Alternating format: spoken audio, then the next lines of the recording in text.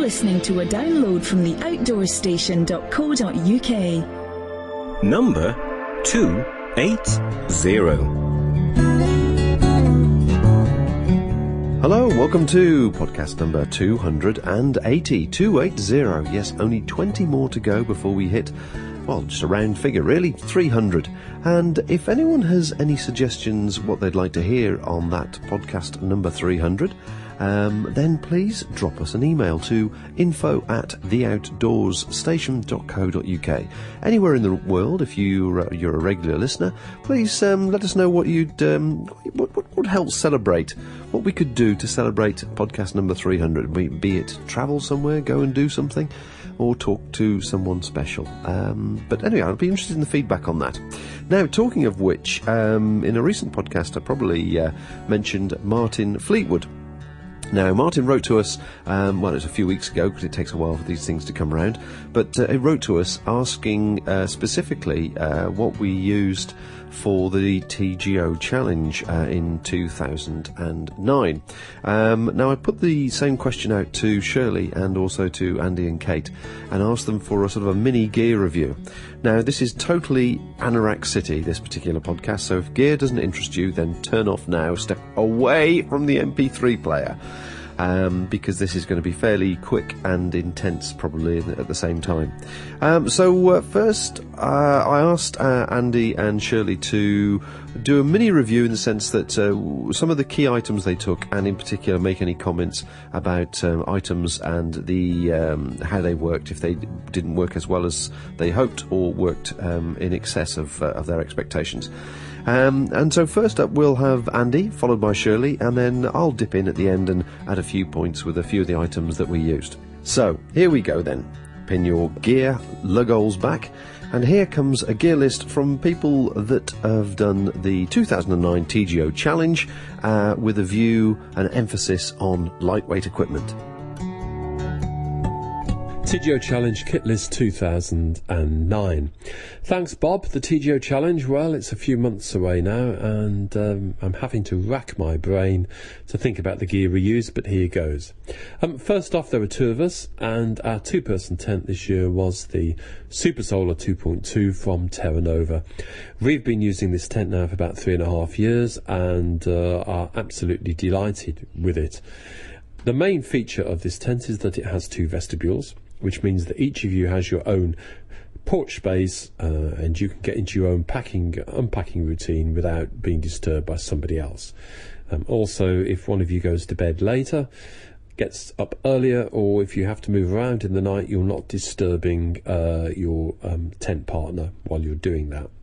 For me, it means that I can transplant my unpacking routine straight from the Hillyberg Acto into the 2.2 without any modification.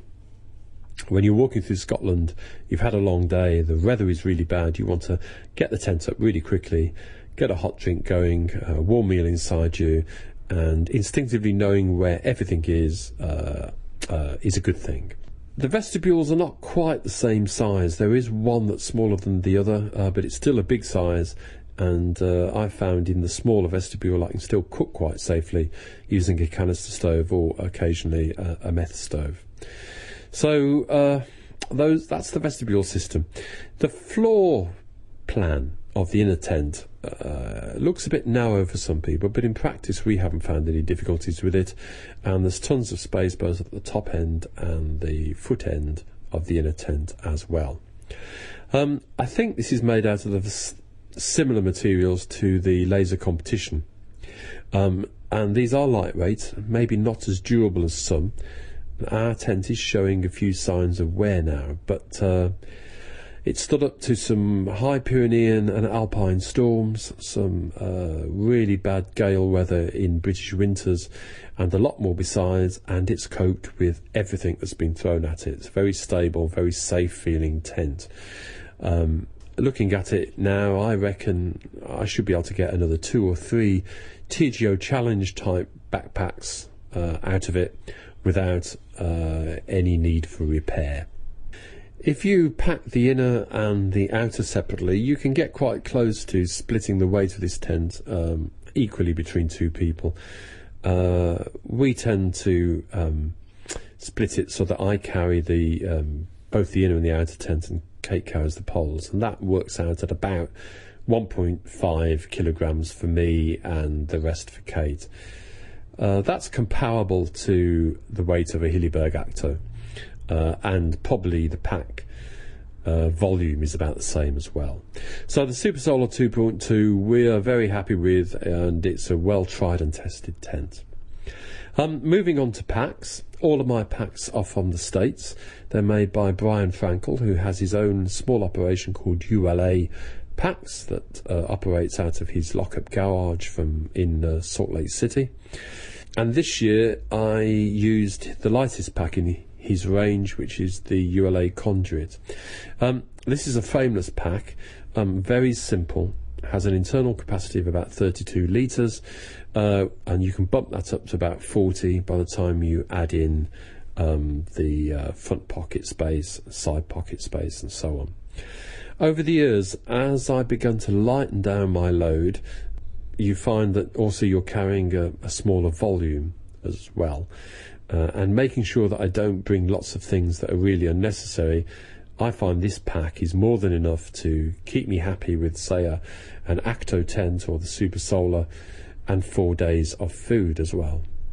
That's probably operating at the top of its weight bearing capacity, but it is a comfortable pack. I think as you get into lighter weight loads, simplicity in pack design means comfort. So the shoulder pads here don't have any cumbersome buckle systems on them, but they're padded just enough to be very comfortable. There's no complicated back system, but it's very easy to shape the back of the pack so that it stays away from the back itself. It's made out of Dyneema ripstop, which is a very lightweight, very tough fabric. You can get lighter than this these days, but the fabrics are perhaps not as durable. I'm not one of these people that likes having a lot of different packs, and I do like my international walking, so my packs have to cope with the punishment handed out to them by international baggage handlers, and Dyneema ripstop does that very well. It's a very tough, very durable fabric, and it's reinforced with the material that is used to make bulletproof vests. So you can puncture this material, but actually because of the Dyneema cord, actually they never run, or they can't grow more than 1 grid square. Very effective packs, these. All of Brian's packs are very comfortable. He has a range which will suit different people with different packing, different carrying techniques.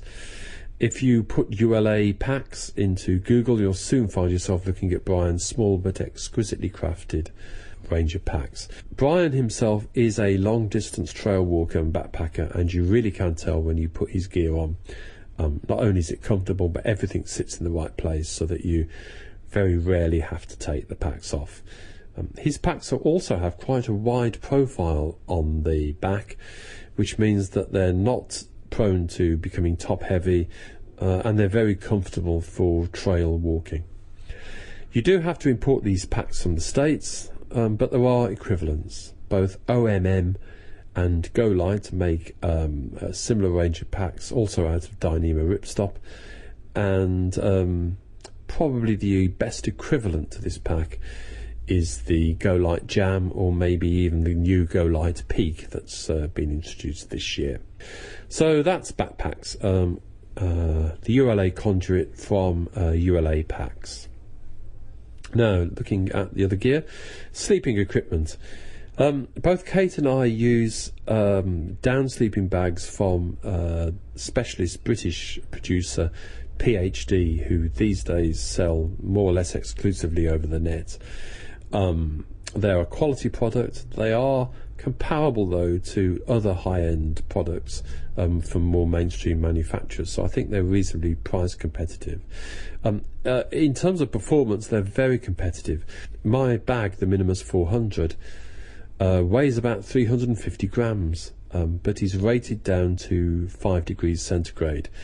In practice, I find that I'm comfortable down to 0, and I'm about an average sleeper. I'm not particularly warm or cold sleeping.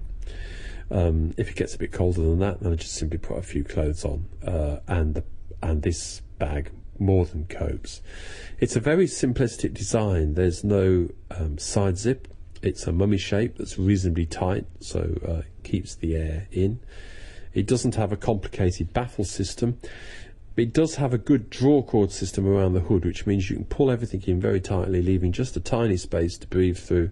And I find that once you do that, you're cocooned in a really lovely, warm, downy environment that seems to cope with most things that you would experience on the TGO Challenge.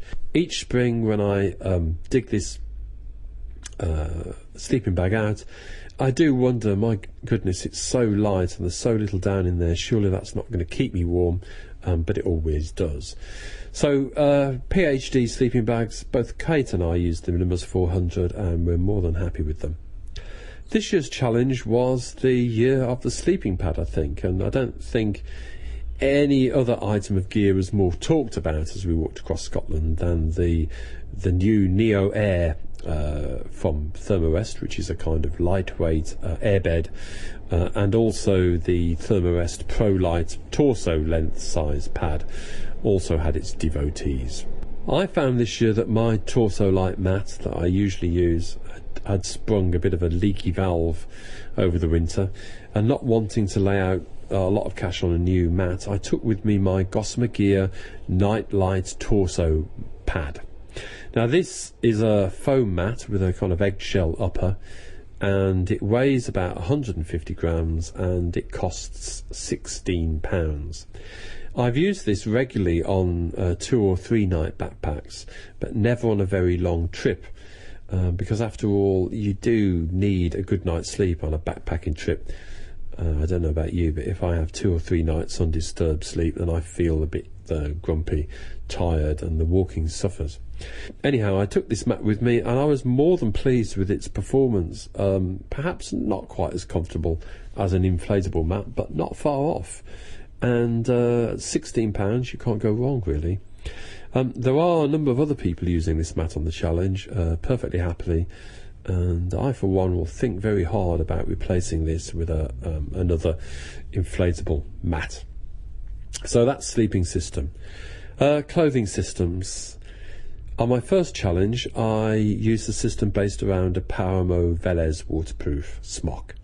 The great thing about this was that it allowed me to dispense with a mid-layer, saving a bit of weight, and the Paramo performed brilliantly in bad weather. It was, though, a little unversatile. In towns, in bars, in cafes, it was often too warm to sit in the Velez smock and often too cold to just sit in the base layer. So on challenge 2 I took a conventional layer system, albeit one centred around lightweight Montane gear.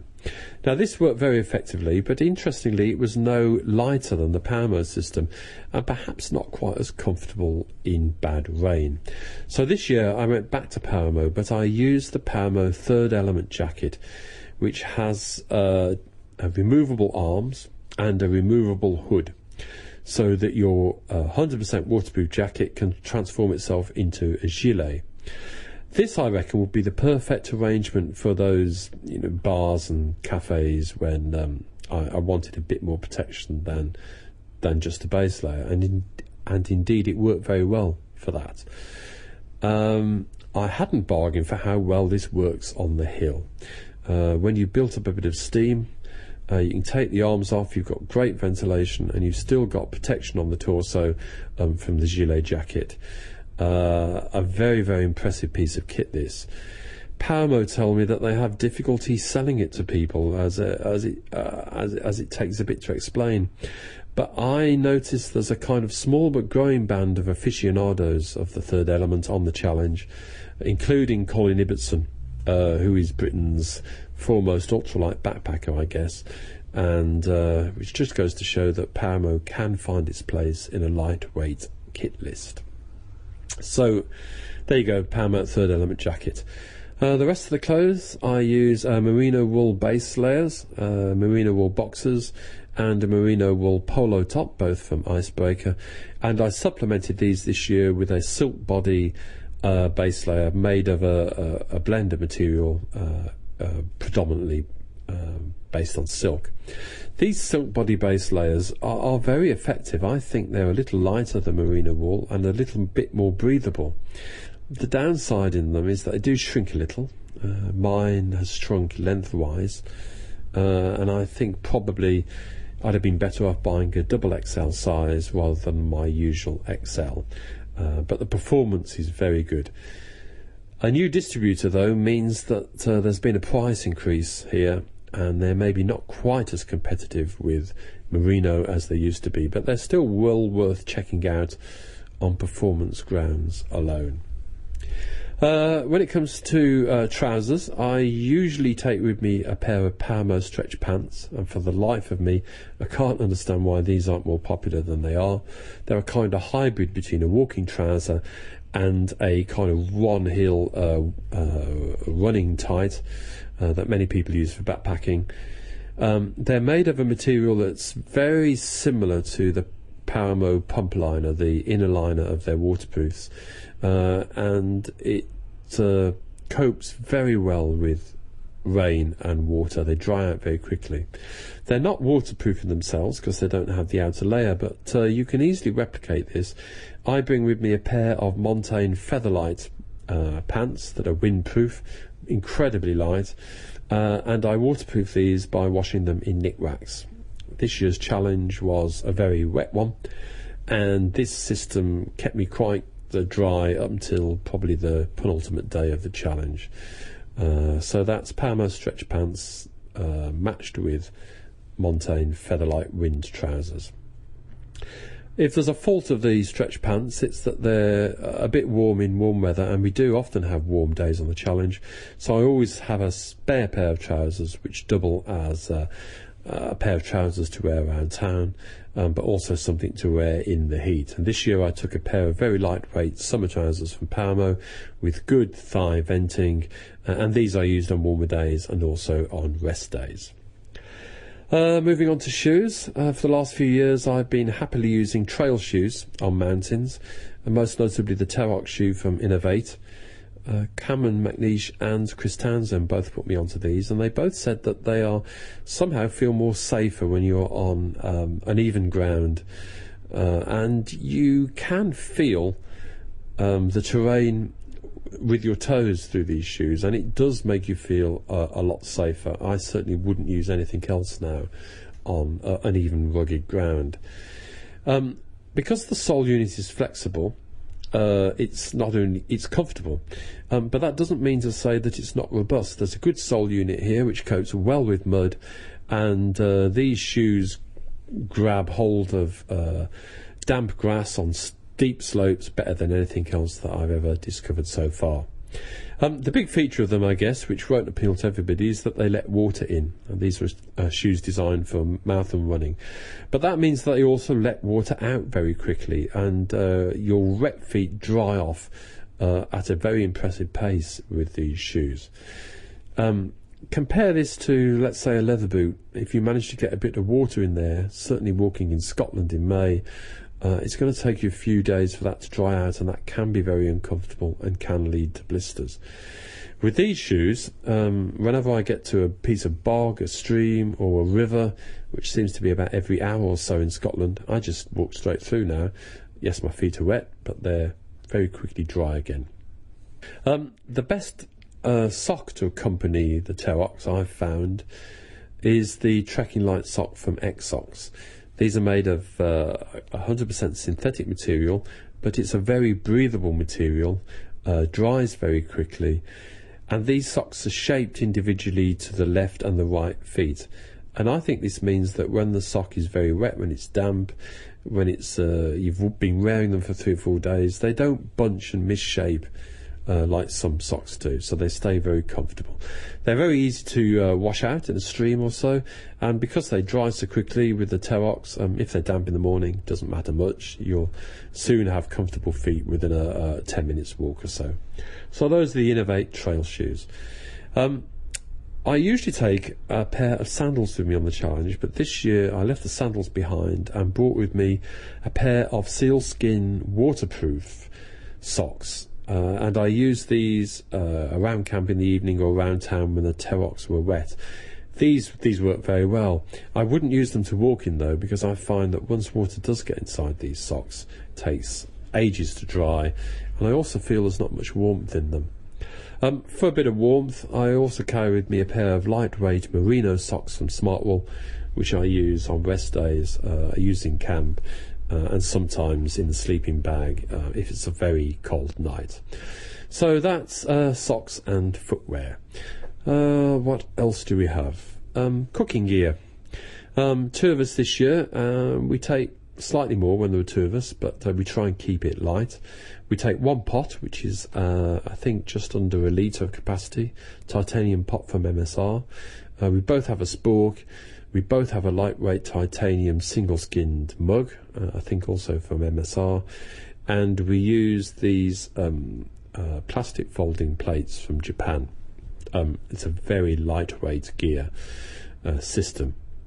And my only bit of luxury that I bring is an MSR coffee filter, which I also use for using loose leaf tea, which adds a bit of luxury in the morning. I do like my cup of coffee to start the day.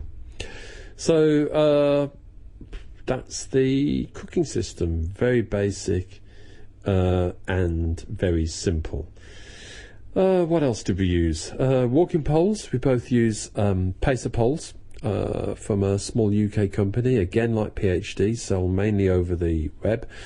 These are shaped very differently to ordinary poles. They've got a very unique hand grip system, individually shaped for left and right again. Alan, who designed them, is an architect, and he looked at them from an engineering point of view, and they do work differently to other poles, and I think are very, very effective. You seem to use less energy carrying these poles, and you don't really notice the weight as the pole skims along the surface of the ground. Mine are about 4 years old now. They're made out of an aluminium alloy, a little bit on the heavy side perhaps, but they're very robust, and I've changed the tips a few times. The bottom sections are now completely paintless, but they look to me as if they're going to be going for another 3 or 4 years.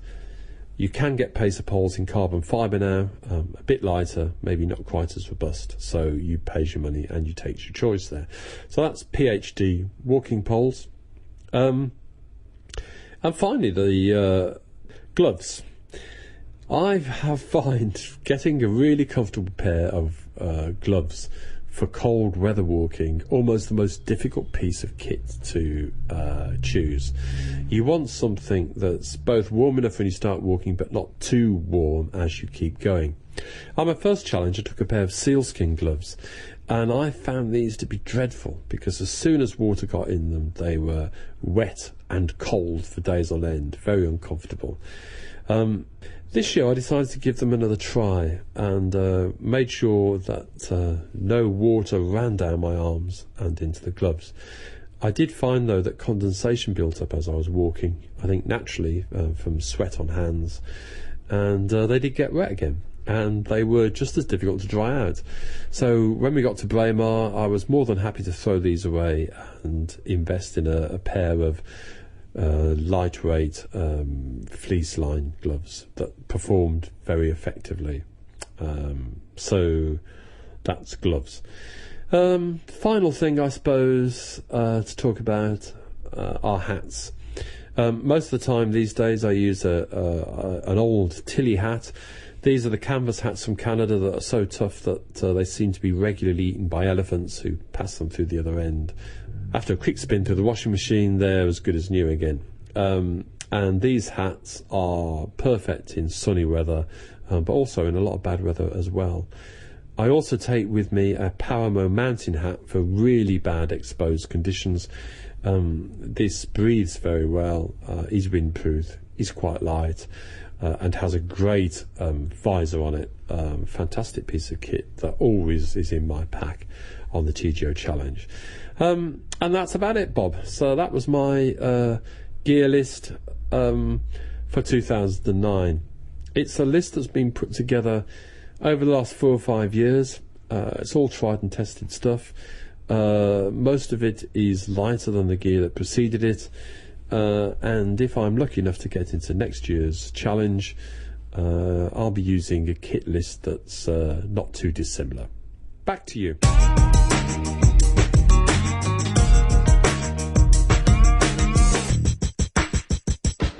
Well, hello, it's Shirley here.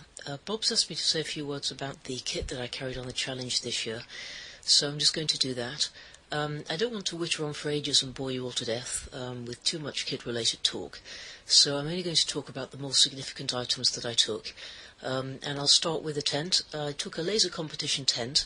I think I've been using one now since 2006, and as always it performed well, and it stood up to all of the weather that I encountered along the way, which ranged from torrential rain and snow in places to scorching hot sunshine a little bit later on in the trip. So the laser competition tent was excellent, and I was very happy with it. In terms of rucksacks, I started out with the Osprey Atmos rucksack that I've been using again since I think 2006, which is 50 litres in size. But when I got to Avimore, I was tempted into buying one of the new Osprey Exos packs. I'd read about them on the internet, but I hadn't actually seen one until I saw Alan Sloman's on the evening of the first night of the challenge. It's smaller than the Atmos at 46 litres, but apart from the fact that it's also lighter, it's very similar in design. I knew that they'd redesigned the back. Anybody who's familiar with the Atmos may know that there's a sort of curved part that intrudes a little bit into the internal pack, and that still exists on the Exos, but it doesn't intrude to such a great extent, and so therefore it was easier to pack my things into it. I liked it very much indeed. I was a little bit concerned that it mightn't be sufficiently robust, because they've done things like make straps narrower and the buckles are smaller, but it seemed to be robust. It was certainly extremely comfortable. I particularly liked the fact that I was able to get at the side pockets without having to take the pack off. And I was also very happy with a nice arrangement that they've got for carrying walking poles, so that you can easily stow them if you need to do that, because you've got to a scrambly bit or for some other reason. And again, you can easily take them out and start using them again, all of this without taking off the pack. So I was very happy with the Exos, and I was quite glad that I'd invested in it at Avimore. In terms of a mattress, this time I took the Thermarest NeoAir mattress. And again, I was delighted with it. I found it was very light and it's extremely compact. But despite that, it was particularly comfortable. I've got several comfortable mattresses, because I've found that I've never really been able to sleep on one of the bog standard Thermarests. They're too thin for me and my hips always stick into the ground. And so over the course of the last few years, I've actually bought several inflatable mattresses, that are quite a lot thicker than the ordinary Thermarests. And some of them quite a lot heavier than the NeoAir, but somehow there's something particularly comfortable about the NeoAir. There was a certain elasticated quality almost to the surface of it, so that I really felt that I was snuggling down. And despite the fact that it was very light and compact, it's been extremely durable so far, and certainly on the nights that were cold it kept me very warm, so I was delighted with that. And as far as I can see, I'll be using that well into the foreseeable future. In terms of a sleeping bag, I had a choice between my Marmot Hydrogen and my PhD Minumus. I was in a bit of a rush packing up for the challenge this year for one reason or another, and if I'd given it a little bit more thought, I'd probably have taken the Minumus, because not only is it lighter than the Marmot, but more significantly, it packs down smaller, and I always find that pack space is at a bit of a premium. However, because the forecast had been for very cold weather, I chucked the hydrogen into the bag, and indeed it was very comfortable, as indeed it always is. I was very happy with it. But I also use a little bivy bag. I use the Equinox, I think it's called the Equinox Mummy bivy bag, which is extremely light, and I use that to supplement my sleeping bag. And also, I suppose, to protect my bag against spillages that might occur while I'm drinking my hot chocolate in the morning.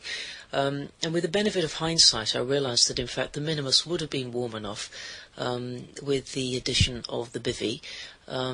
and probably if I were to be making a decision about which to take next year, I'd probably go for the Minumus. But as I say, I was very happy with the hydrogen. Moving on then to footwear and clothing, I wore, as I have done for several years now, Innovate Rocklite 315s on my feet. I found them nice and light and comfortable and extremely grippy. It's true that you do get wet feet if you're walking through very damp conditions, or sort of, dashing through streams and things. But on the other hand, as I say, they're very light and comfortable and grippy. And for me, it's a compromise I've been very happy to make over the course of the last few years. And if I'm lucky enough to get into the challenge again next year, then I've no doubt that I'll be wearing the same things. In terms of waterproofs, I took Cioch waterproofs this year. Some of you may have come across these already. Cioch are based on Sky, and they make waterproofs that are similar in style to Paramo clothing, out of Paramo materials. I took a Gourmet jacket that I saw Gordon Green posting about on the challenge message board a couple of months before the challenge began. What struck me about it is that it's very light and small. It's considerably lighter than the Paramo jackets that were available at the time. And the sort of thing that I would be able to wear probably most of the time, but if I did need to take it off, I should be able to, I thought, stuff it quite easily under the lid of my pack, and indeed that turned out to be the case, and I was very happy with it. It's very simple in design, looks like an anorak basically, with just two sort of anoraki pockets at the bottom, and a large map case inside. So I was happy with the Gourmet, and I've been using it for backpacking since then, and indeed for walking the dog around the woods, and even occasionally around town. For trousers, I took the Cioch trousers, the Cioch ladies' trousers. They're quite similar in design to the Cascaders, but they're heavier. They are a slimmer fit than the Cascaders, and in fact that's part of the reason that I chose to get some in the first place. But as it turns out, with the benefit of hindsight, it turned out not to be quite as useful for me as I'd hoped it would be. Because what I like to do is to wear a pair of shorts under my Cascaders, and then on the odd occasion when the sun comes out, I just take off the Cascaders and there are the shorts. It hadn't occurred to me that if I were to buy slimmer trousers, then it mightn't be possible to do that. And in fact it wasn't, and so in the end I left my shorts at home. And I really missed them when unexpectedly we had 5 days of blazing sunshine. So for that reason, I have to say I actually preferred the Paramo Cascaders to the Cioch ladies' trousers. But certainly they were very robust and hard-wearing, and I'm sure that for those who prefer the slimmer design, they might be a good thing. The other thing I didn't like quite as much about them is that the Cascaders have a fully elasticated waist, whereas the Cioch ladies' trousers, and it may be different for the blokes, but with the ladies' trousers, I think the default position is a sort of semi-elasticated waist, which fastens, I think, by default at the side, but I asked to have a fastening at the front instead. And I didn't really like that. I like the fact that I can just sort of pull my Cascaders on and sort of pull them off.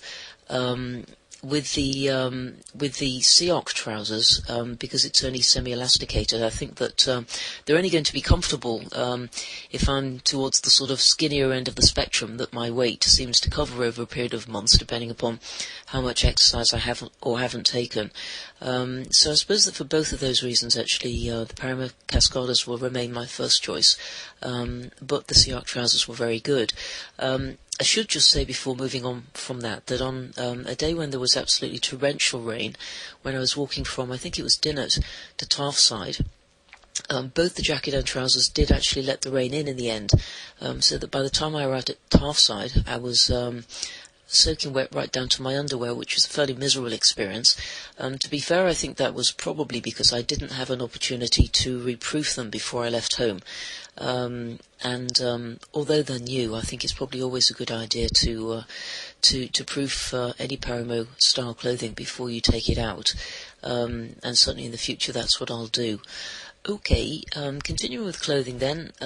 As a base layer, I wore the thing that I've been wearing for several years, which is the Icebreaker Merino wool base layer. It's a long-sleeved one.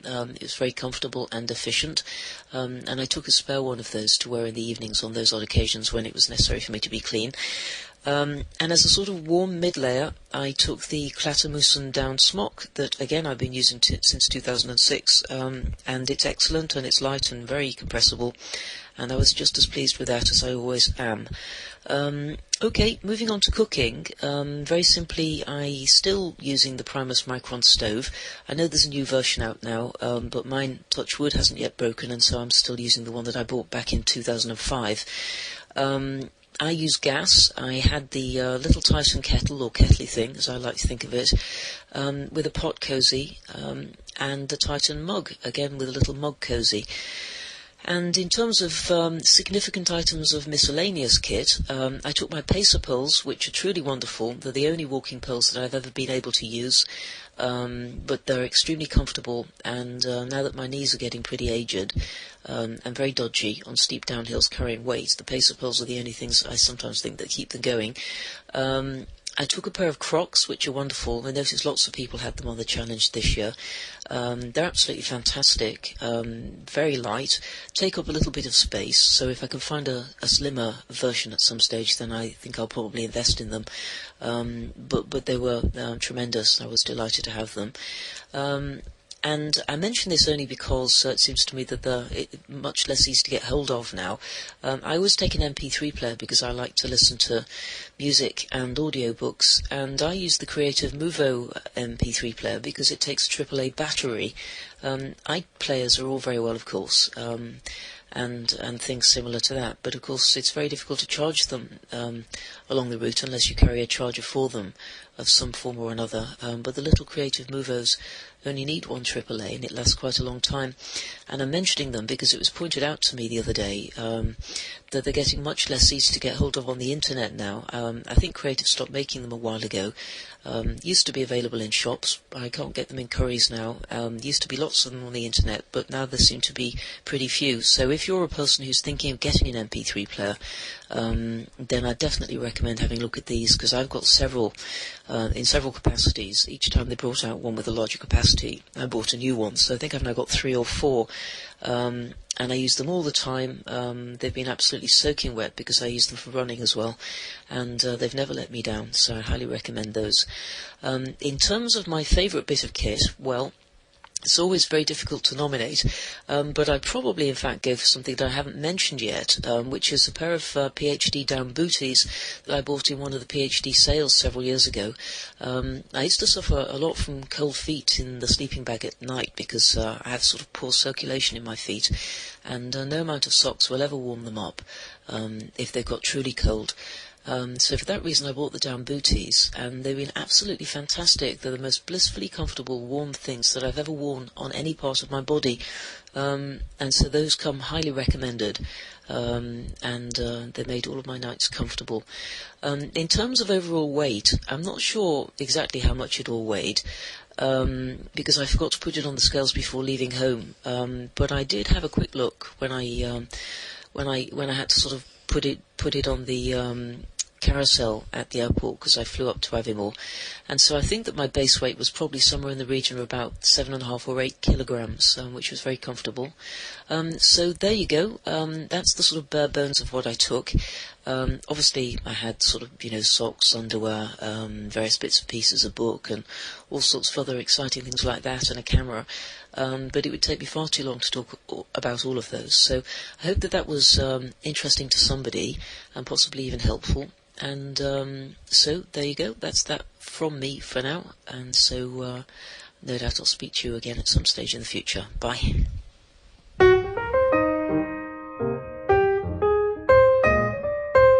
Anytime, any place, anywhere. This is the Outdoor Station. 1 million listeners worldwide can't be wrong. It's all about the great outdoors.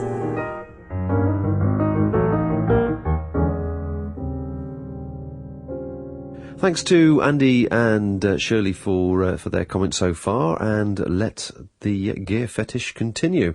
I don't have very long to do this, so forgive me if it's fairly swift.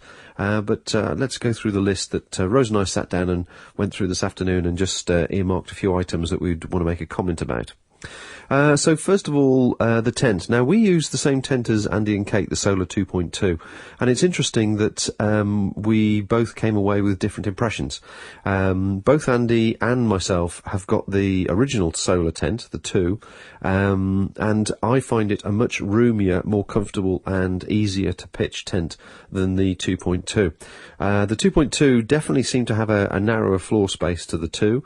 And even though they've added the extra door, in the process of adding the extra door, the inner angle of the inner tent is such that the person sleeping at the back of the tent does tend to feel that they've got their face right in the mesh.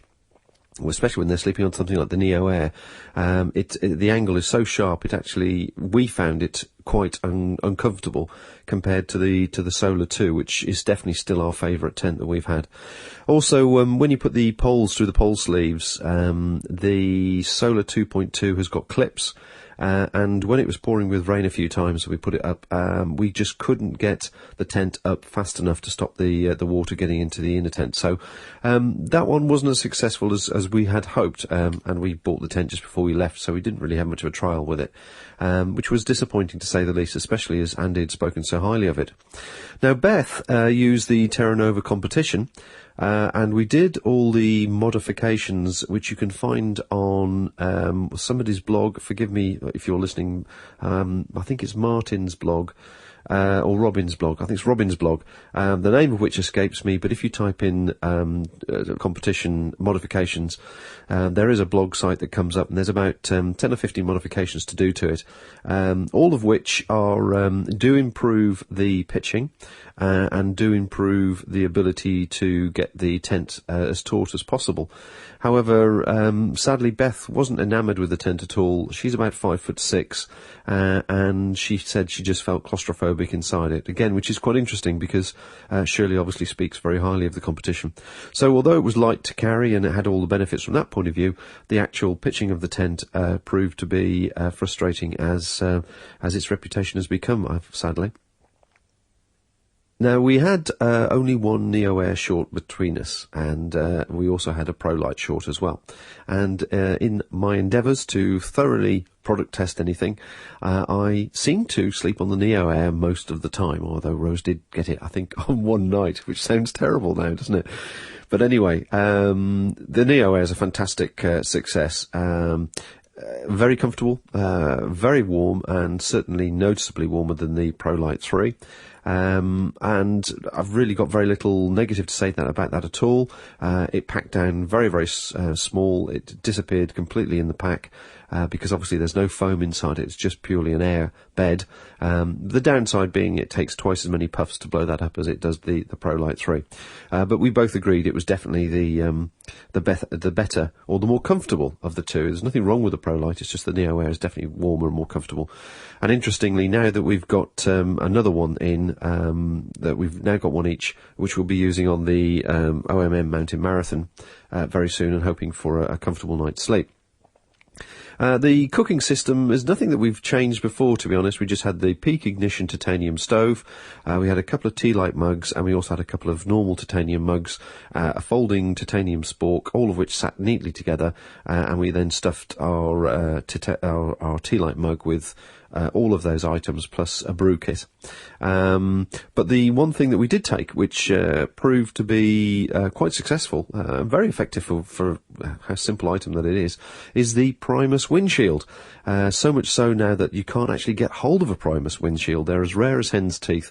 Primus are apparently making a new batch, and there's been a few people that have complained that the windshield gets hot if used with a stove that obviously doesn't have the right airflow or whatever. Well, duh. It's metal. You're putting it around a stove. Of course it's going to get hot. So I think Primus are putting some new labelling on their products. But we're expecting the Primus windshield to come back into stock end of November, beginning of December. One item that we did make and take, we have taken before one of the two men bothies, which we found to be useful for lolling about when you're sort of having a cup of tea somewhere. Use it as a tent footprint and also as an emergency item. But as we had Beth with us as well, it didn't seem sensible to take the body in. It's also quite a bulky item as well by comparison to some other things. So I actually had some Pertex and made a Bivi sheet, which was about 2 and a bit metres long by whatever it was wide, 1.7 metres wide, and basically just hemmed off the edges and put some tying tabs on it. So that it could be tied into a bivvy bag should we need it. And actually, we used it quite a lot. A lot of people laughed when they saw it because it did seem a bit out of place. But it was very useful as a tent footprint. We used it a few times to keep the wind off us when we stopped for a cup of tea, or stopped for a break, and a couple of times we used it and pulled it over us when it was raining, just as a simple shelter. And the whole thing obviously doesn't hold water at all, so it folds down and disappears into the rucksack. So that proved to be a great thing, and we haven't actually done any more with that, but I'm thinking about creating those to put those on the website. The sleeping system, obviously we're on the sleeping mats, as I say. We use the RAB 400 Quantums. They're our favourite sleeping bags of all the bags that we've used. But our silk sleeping sheet that we used in conjunction with them was a backpacking light one, and they proved to keep the bag nice and dry, nice and clean rather, as well as add a little bit of warmth as well. Now, Rose in particular wanted to mention the fact she enjoyed using the Go Lite Pinnacle rucksack. She felt it was very comfortable, it was very light. She certainly didn't have much in the way of weight. I think her total sack weighed something around 8 kilos, give or take a few grams from things we might have picked up in the shops, and she was very happy with that. Now, she took boots because she's got very narrow feet, and so she would normally use Innovates, but she just couldn't find a pair that fitted her as well as she wanted them. So she used some Mindel boots, which were the Gore-Tex line boots, and so therefore she took some Crocs, or some Croc copies, to use around camp and river crossings. And I think probably, as Andy was saying, these simple little footwear proved to be one of the most effective items that you can actually get. Exceedingly light, strangely awkward to pack, bulky to pack, but very, very light and very, very useful when you want to slip your shoes on in the morning to go outside and check the roses or whatever, or just mull around camp. Very, very good indeed. The other item which was very successful was the travel tap, the water filter.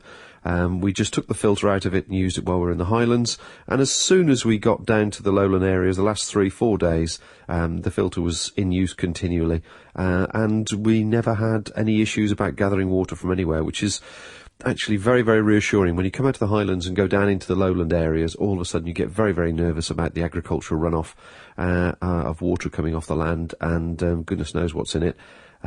It does make you not carry so much weight in water from place to place, which was good. On the footwear, I used the Innovate Rocklite 315s. Fantastic, not a problem at all. And just, as Andy says, walk through the water and the streams, and they soon squeeze out the water and dry off very, very quickly. I also, on a clothing front, the key things that were really successful for us were the Montane Superfly jacket, which I think they've now updated, and the down jackets, the Klattermusen for me, and Rose's Go Light down jacket, which she was very pleased with. So finally, the only other items really that of note that we really did us proud were the foot creams, the Gurwall Extra and the Gurwall Refreshing Balm foot cream.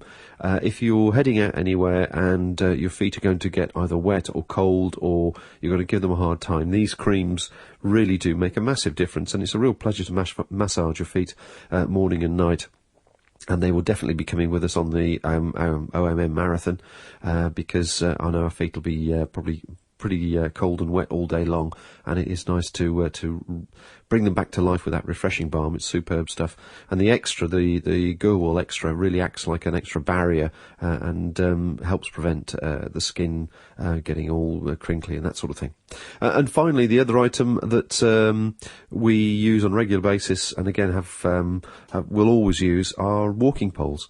And in this particular case, we use the Lecky walking poles, because they were the most flexible. The carbon poles, very light, very tough. We stumbled a few times, which had we used the Mountain King Trailblaze poles, the lighter ones that we also have with the 11mm poles, they definitely would have bent under the weight of us and the rucksack. In all, I think my rucksack topped the 9.5k mark. I took an old Go Lite Lightspeed 50-litre rucksack because it just happened to fit very, very well, and it was just the right size. But I'm looking forward to get the size of the pack down and perhaps be more ruthless with my packing. Were there things that we didn't need? In Rose's case, shorts, because I'm always telling her it's going to be gloriously sunny. But we just took basically one set of clothes, one set of dry clothes, insulation layer, and the rest of it was gear really, and recording equipment and cameras and all the other things that tend to fill the rucksack up. So that is about it from the gear review. I hope it's been of interest to everybody. It's certainly 3 different viewpoints and obviously conflicting ideas towards a few products as well, which is hopefully food for thought. But until next time, folks, get out there. Don't worry about the gear so much. Just go and enjoy it. Take care now. Cheers. Bye.